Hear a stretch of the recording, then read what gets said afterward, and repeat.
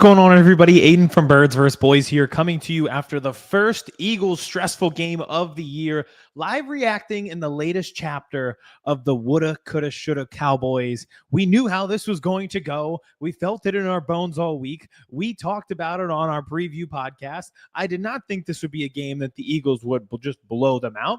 I thought it would be close, and I thought it would come down to the end in a one-possession game like it did, and it ends with the Eagles defeating the Cowboys 24-20. We're live on the Birds vs. Boys YouTube. We are also live on the Twitter as well, on my Twitter account. So we'll get that going both on my Twitter and Life of a Philly Fan as well. We'll get that retweeted to start it here, and then we'll get into it all because, man, is there so much to talk about. First of all, let's get the most important thing out of the way. And it was the very first play. Dak spit first. I can't believe we just went through 3 quarters and I'm over here saying, oh, Jalen Carter, how could you do that? This is supposed to be a new era of leadership between you and Nolan Smith. And we'll get into all that in the penalty yards. And it was dumb, don't get me wrong, for him to spit and immediately be ejected from this game without having played a single defensive snap for a defense that we knew might struggle a little bit with a lot of new faces. Turns out the whole time Dak spit in his direction and then has the gall to look at him and smile like he's the Joker, asking how he got those scars back in the Dark Knight. That was insane. I can't believe that the broadcast found that, but then kept it for so long, only for it to end with Jason Garrett, who was the coach of the Cowboys and helped draft Dak Prescott, talk about how morally upstanding he was and that he just happened to need to spit. So he spit a trajectory over his offensive lineman, and it just so happened to be near Jalen Carter when he spit and then laughed in his face. We can all see the angle. We don't need to sugarcoat it. They both spit in each other's directions. They probably should have, both been in trouble for it. But, man, I hope this gets Jalen Carter off the hook for some type of eject or suspension. I know he'll probably get fined no matter what, but I don't want to see him suspended anymore. It was dumb, don't get me wrong, but I'm so glad we got to the bottom of it, that Dak spit in his direction first. And that was before we even got to a single play. Talk about taking the air out of the place. It was electric. Banner night. Banner comes down. Ben Van Sermon re-injures his knee, which was really, honestly, I was ashamed to see because he injured it last year, lost most of the season to a torn ACL. We come back this year. He gets hurt on the very first play. We don't even have a defensive snap with some defensive guys that we're worried about, and we've already lost our best player. The Cowboys start with the ball at the 50 and just drive down the field on us. It's 7-0 without our best player. We got an injury on special teams. What just happened? We put the banner down. I couldn't even enjoy it for 15 seconds before all that went down. But here is where Jalen Hurts comes into play and why I love him so much. That offense stayed composed. We'll talk about it later in the third and fourth quarter, but I think that had more to do with the weather delay and Landon Dickerson going out. And I think maybe offensive coordinator-wise, they were trying to feel themselves out. But really, in the opening moments of that game, our offense went down the field 3 straight times and put up points, 4 overall if you count the field goal to start the half before the weather halftime that we had. So it was just Jalen Hurts staying composed and being the leader when we needed him the most. I'll get into the offense, but I think people are wanting to talk about the defense the most because that was the number one topic when we started this game. And we thought, hey, this is going to be the biggest issue, and it was. In preseason, they never really ever figured out the CB2 situation, and that reared its ugly head immediately. CeeDee Lamb had 3 receptions for 76 yards in the first quarter. There were multiple pass interference penalties. At the end of the half, which frustrated me the most, they brought in Jacorian Bennett. He immediately got a penalty. We had another penalty on that drive. The Cowboys went from the 12-yard line to the 41-yard line in 10 seconds flat in a 2-minute situation. You know how hard that is to do? You know how hard it is to be able to get down the field that quickly without using any time or any timeouts? That is insane. But the Eagles allowed that to happen. And another problem that we were worried about was the pass rush. I thought they did a good job getting pressure. They didn't really get sacks. Jordan Davis should have had one at one point, and really wasn't his fault. I thought that was just a good play by Dak. But it was not a deep, edge rushing group where Nolan Smith and Jalix Hunt are your starters now, but who are going to be those guys who kind of step up behind them. And I thought they did get good reps from Josh Uche, but they really didn't get a ton. They didn't get a lot of sacks. So those 2 positions that you were worried about, Struggled immediately. Struggled is probably taking it too lightly for what we saw from the opposite corner position. But I think, again, without Jalen Carter in the middle to get interior pressure and kind of struggling on the edge to get pressure as well, that puts your corners in tough situations if you're not getting to the quarterback and he has time to throw and he gets into a rhythm, which is what we saw immediately from Dak Prescott and the Cowboys offense. Like they immediately knew what to target when Jalen Carter was ejected from that game. They knew that they could balance themselves on offense, that they could establish a bit of a run, which I didn't think that they'd be able to do. I thought that they would have to sling around the yard with George Pickens and with CeeDee Lamb, which they did. But what kind of even offset it even more was the fact that Javonte Williams played really well and their offensive line just seemed settled, right? Like it just felt like they were lost at sea. And we do a Cowboys podcast, right? So a lot of the Cowboys people were a little bit worried about the youth and the experience on that Cowboys offensive line and how they'd be able to handle guys like Jalen Carter. And the last time we saw this Eagles defense, albeit different, they were tormenting Patrick Mahomes. So they were a little bit worried about that Cowboys offensive line. Well, they were able to settle in. Again, like I said, they were like a ship lost at sea who saw shore and were able to float to it. That is exactly the feeling. Because everybody in that offense for the Cowboys eased once Jalen Carter wasn't there, and it put even more pressure and strain on positions that we would have a lot of strain to begin with cornerback 2, with your edge rushers, and then with your safety position that kind of rotated between Sidney Brown and Andrew Makuba. And you saw it in that first half. They bailed the Cowboys out so many times.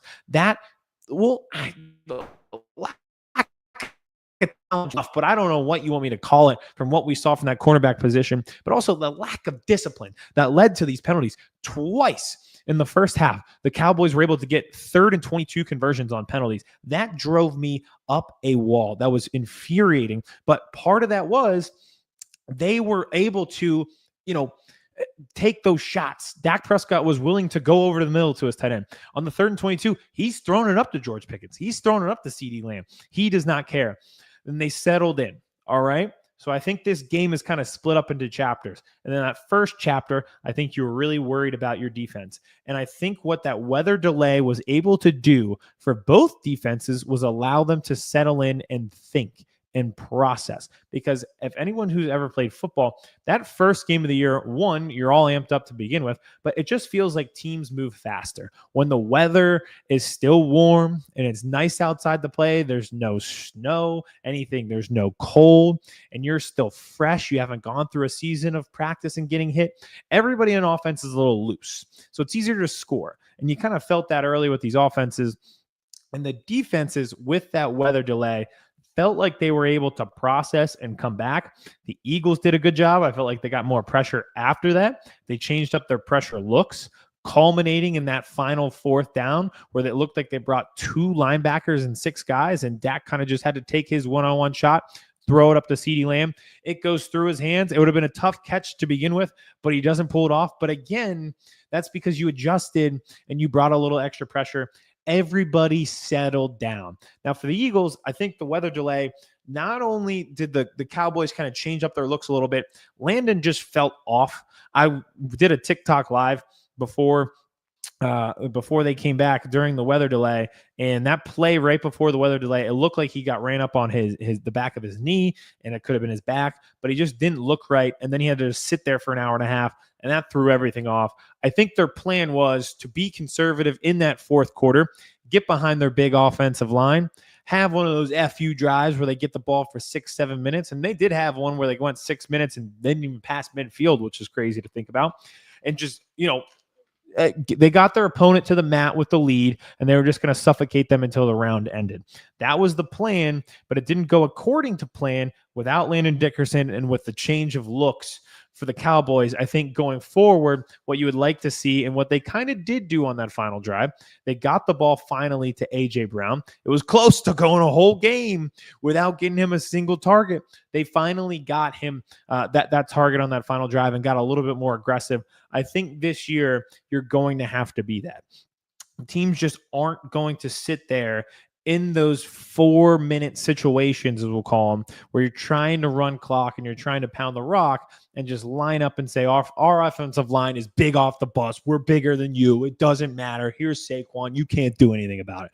I think teams are so fed up with that. They've seen it on tape too many times where they're starting to pinch. You could see they called it out on the broadcast, but they were really stacking the box on some of those plays. There were 9 guys in the box on some of those plays. You got to be willing to be the aggressor, counterpunch that, and throw the ball to victory, and kind of use Saquon as that slider in the dirt. If you get them 0-2 and now they're leaning fastball, they want to speed up their swing. Oh no, here comes the run. So before, I think you were using Saquon and you're just like I said, we're just big off the bus and there's nothing you can quite do about it.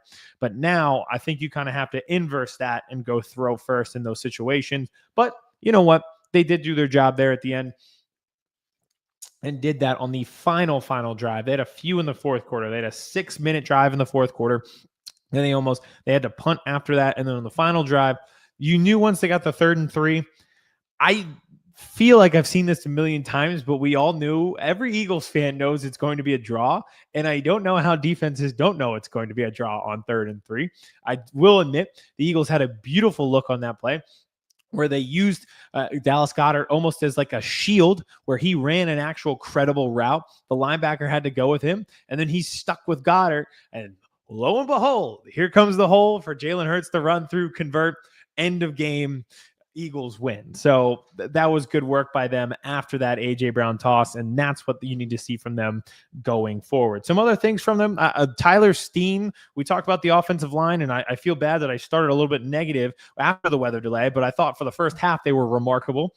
I'll say this, on defense, it looked like 11 guys who had never played together before, because it is. And on offense, it looked like 11 guys who had played together a ton. It honestly looks like the Super Bowl was February 4th. It looks like this game was just played February 11th. Like they just picked right back up. Like nothing ever changed. It was the exact same. It just felt like a culmination of everything that they did a year ago. And Tyler Steen was the one guy who you weren't maybe sure about because he wasn't technically a starter last year. Well, on the Saquon touchdown, he pancakes his man from the 10-yard line down to the goal line. It was phenomenal work. It's exactly the mean, nasty streak that you want to see from him in run protection and run blocking. I thought he was awesome. I thought the entirety of the offensive line was pretty good right up until that weather delay. And I think that just screwed with them a little bit. And obviously it screwed with Landon Dickerson health-wise as well. But overall in that first half, man, was it a work of art.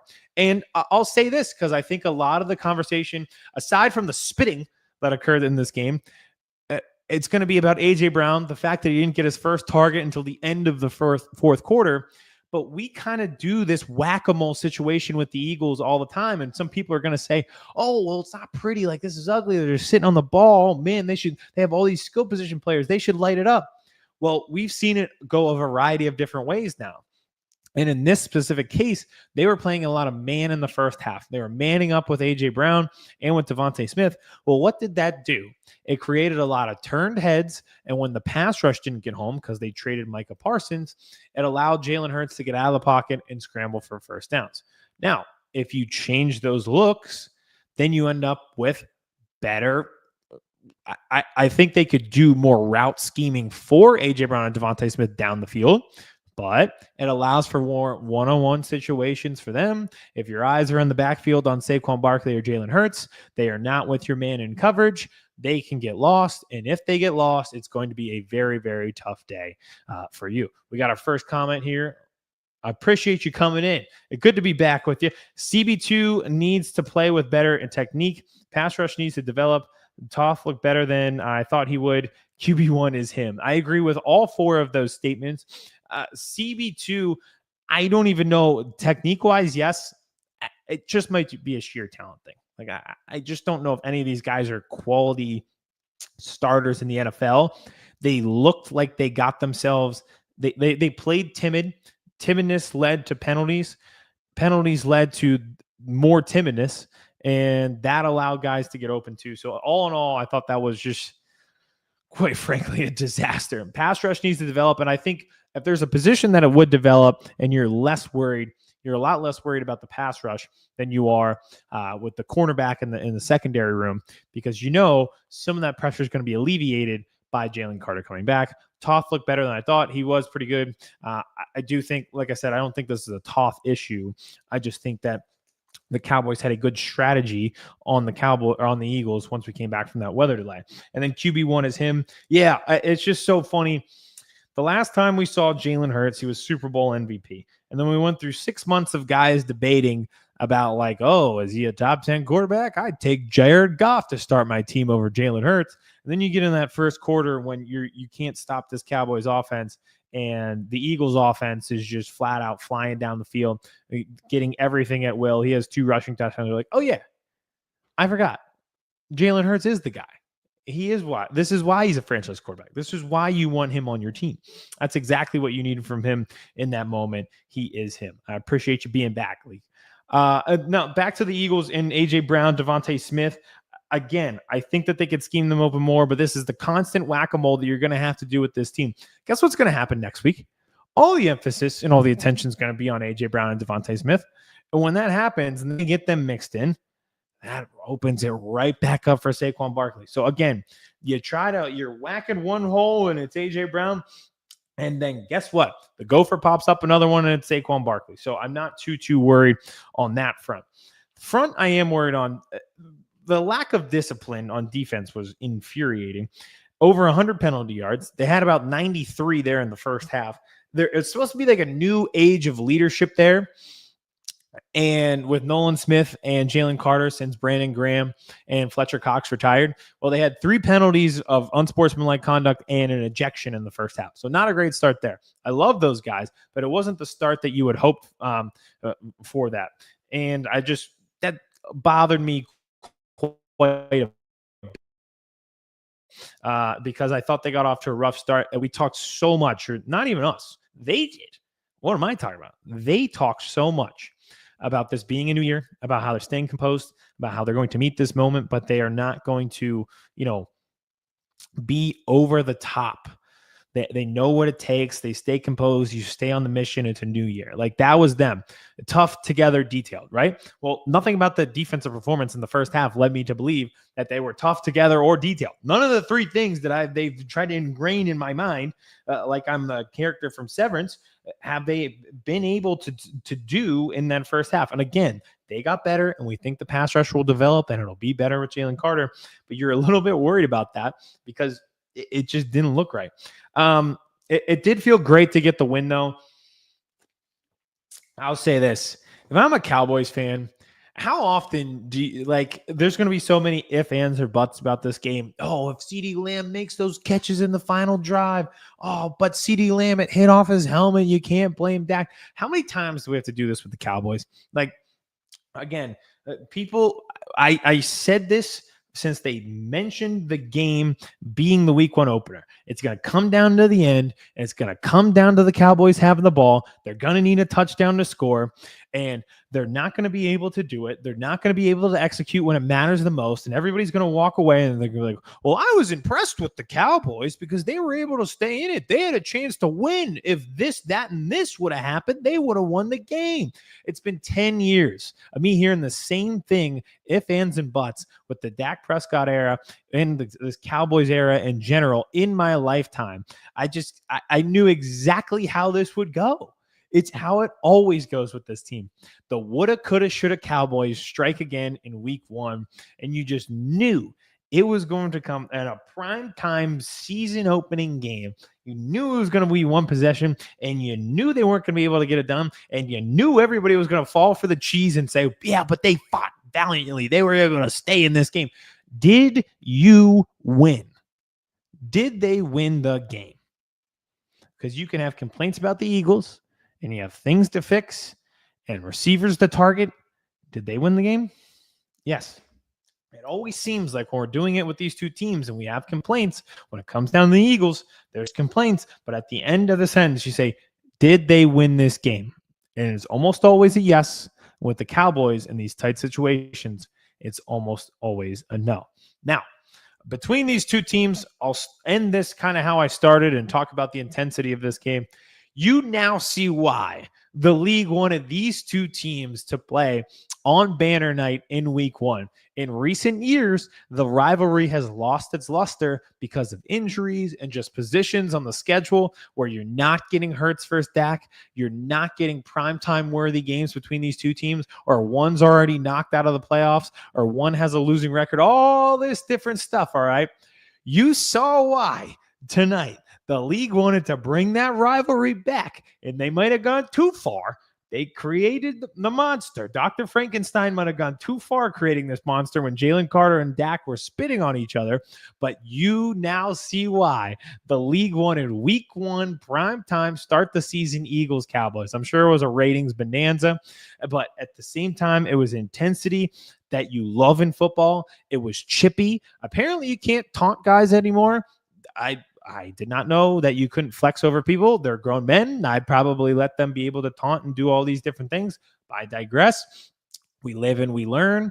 But it was chippy. It was intense. It was exactly what football should be. It was exactly the kickoff that football needed. And the league nailed it with these two teams playing week 1 to start it all. I thought it was awesome. It was a great game. Sorry that it got delayed a little bit by the weather. It was raining, pouring down here and lightning in Philadelphia. But when we got back to it, the defenses took over. We ended up getting a pretty good game that came down to the wire. It's just, that's exactly, if you're not an Eagles fan or a Cowboys fan, that's what you wanted to see. And as an Eagles fan, I love this. I don't know why we always do this to yourself. I had a stress headache by the end of the game. I focused for 5 hours, and then we ended up with the win. And I'm like, it's been 6 months of really no stress because they won the Super Bowl. They blew them out of the Super Bowl, so it wasn't that stressful. They blew the Commanders out. So since the end of January, I felt no Eagles-related stress, and it's been, you kind of forget how things truly go when you're locked into football season. That right there is it. When the opposing team is driving down the field and you are sitting there sweating it out, hoping your defense gets one last stop. And they did. And they did. It was awesome. So I appreciate everybody who tuned in both on Twitter, X, and on YouTube. We'll be back. We're actually going to do our full season predictions, talking about the league as a whole. And I'm sure we're not done discussing all of the chippiness and everything that went in to the first Birds vs. Boys installment of the 2025 season. So I appreciate everybody's support, and we'll be back soon. Go Birds. 1-0. Feels great.